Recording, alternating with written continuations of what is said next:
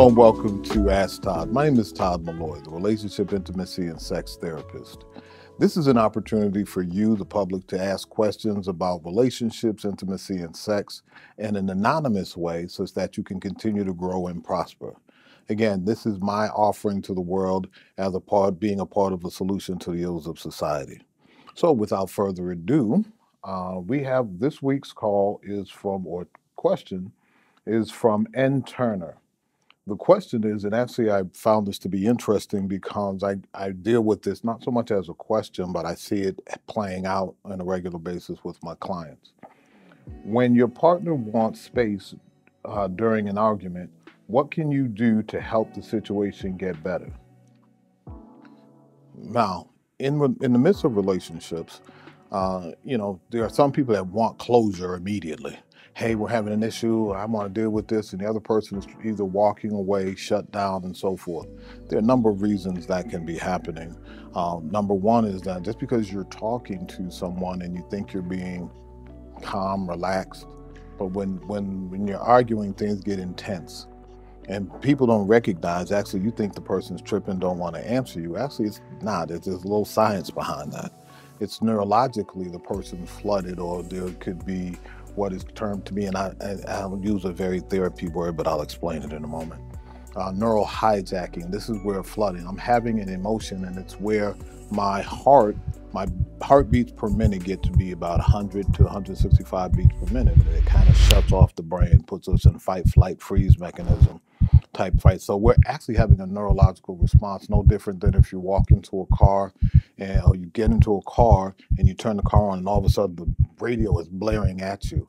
All of a sudden there's so much flooding. The only thing you can think of is turn it down as quickly as possible because you feel as though you're under attack. Because again, remember, people respond to a feeling, not necessarily words or the environment. So if how you're responding, facial expression, tone of voice creates that experience to them, they could be flooded, and even if they wanted to answer you, they can't. So in general, what I share with the clients is that nobody sees life through the same eyes. Therefore, we process information differently. So just because you're having a difficult conversation and we want closure, some people may need to have process time. Number one is to hear clearly what you're saying and make sure they're hearing the truth of what you're saying, not just their perception, but also how what you're saying impacts them, and they have to process through the validity of what you're saying from their perspective, or at least be in a position to be clear about what you're asking and their truth. Again, it's very important that in this process that we allow each other space to organically and naturally be who we are and not feel like we're being rejected or pushed away. Now, for that person that wants space, I would also encourage them to say, hey, I need 20 minutes. Hey, give me a minute. I just need to get my mind right, whatever the case may be. But to be clear about why you need the space. I'm not trying to shut down. I'm not trying to abandon the relationship. It's just that I need to process through and really understand how I feel to give you the answer.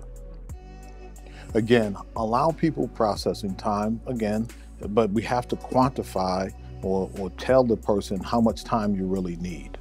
But again, respect the request of your partner, because then by respecting the request of your partner actually shows them that you value them, and in turn you get a better response. That makes sense?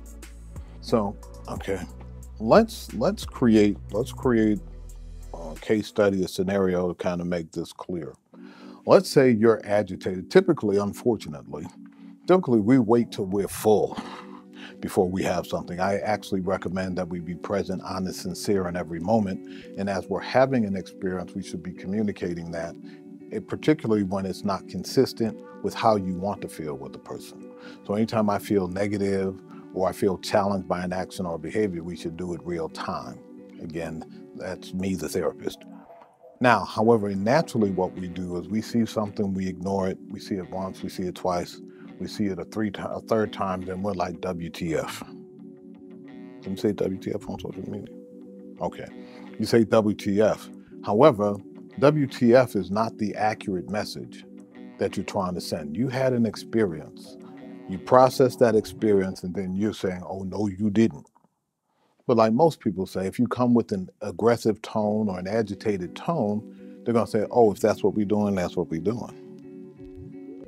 So to prevent that, it's like, hey, I would challenge the person that wants space to say, hey, I'm not really sure how I'm going to take what you're giving me. Based on the tone, based on the facial expression, I feel under attack. So I'm trying to figure out if I'm under attack or if you're asking me a question. So before you actually choose, hey, I want space, or before you say, I want to shut down, it's very important that you share the why.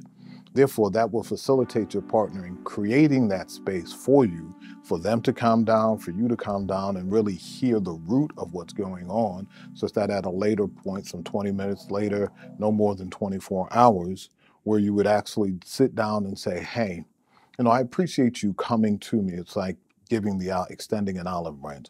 I appreciate you sharing, and I apologize for my part in the confusion, whatever part you say that. However, and then whatever the gaps are, you seek an additional clarity for what it is you're looking for. Hey, I understand this. I understand how I'm accountable for, discounting you, not hearing you, or dismissing what you said. And for that, I apologize. But help me understand whatever the question is. Whatever part of the conversation you're not clear about, you need additional understanding, is to be humble. Ask the question. Ask the question, seek the clarity so you can level set and continue to move collectively as opposed to disjointed. That fair? Also, in the midst of that process, again, as the person that needs space says, hey, I apologize, that's that, and I hear you. Again, people don't necessarily want to be agreed with. They want to know that they're heard, that you hear the logic, you see their perspective.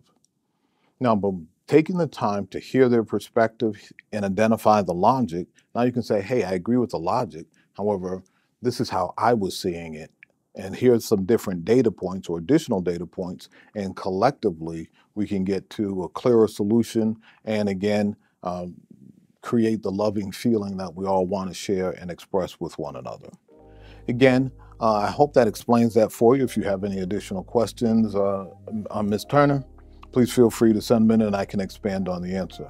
So for the listeners, for the watchers, I thank you so very much for being a part of this ride. And I'd like you to like this video, leave a little feedback or a comment at the bottom of the page, additional questions you might have on this topic, or maybe this inspired an organic question or original question from you. Please feel free. I look forward to it, and I want as many as we can. Hey, even if we do this as opposed to weekly, we can do it daily. That's fine. Because again, I want to be a resource to help you grow and live a life worth celebrating.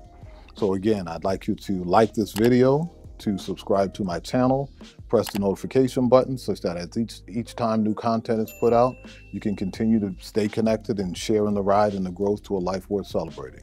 Thank you so very much for your time and attention. Bye for now. I'll talk to you soon. Take care.